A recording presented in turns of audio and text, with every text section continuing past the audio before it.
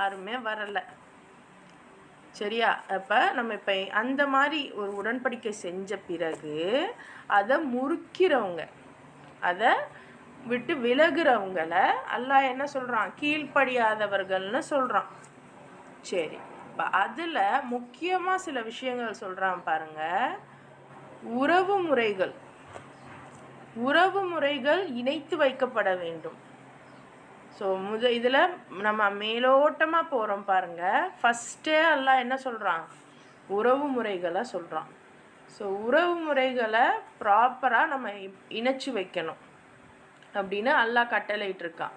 So அப்படி ப்ராப்பராக வச்சுக்கிறணும்னு சொன்ன எந்த உறவை நம்ம துண்டிக்கிறோமோ இன்னும் பூமியில் குழப்பம் செய்து கொண்டு திரிவார்கள்.